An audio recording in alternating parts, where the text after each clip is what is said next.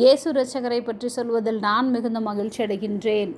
சிலுவையில் ஆணி அடித்து வெற்றி சிறந்தார். கொலோசையர் 2 மற்றும் 15 வசனங்கள்.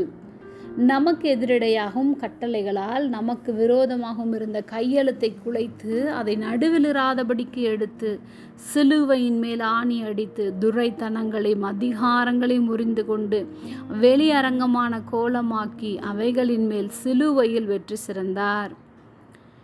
இயேசு கிறிஸ்துவை சிலுவையில் அறைய யாரோ திட்டம் தீட்டியிருக்கலாம். ஆனால் அவையாவும் அவருடைய அனாதின் தீர்மானத்தின்படியே நிறைவேறின.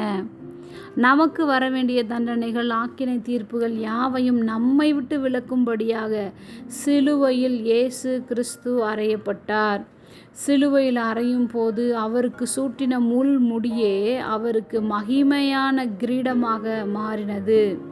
அவர் துரைத்தனங்களையும் அதிகாரங்களையும் முறிந்து கொண்டு எல்லார் முன்பாகவும் வெளியரங்கமான கோலமாக்கினார்.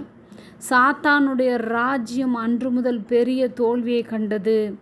ஏனென்றால் சிலுவையில் இயேசு வெற்றி சிறந்தார். சிலுவை மரணத்தினால் ஜெயம் எடுத்தார்.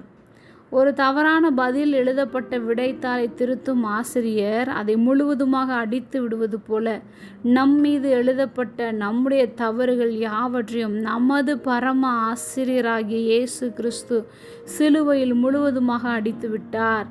நம் வாழ்க்கையை திருத்தி அமைத்து விட்டார். ஜெபம்.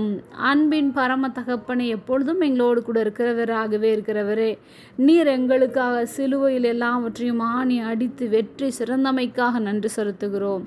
இயேசுவின் நாமத்தில் பிதாவே, ஆமென்.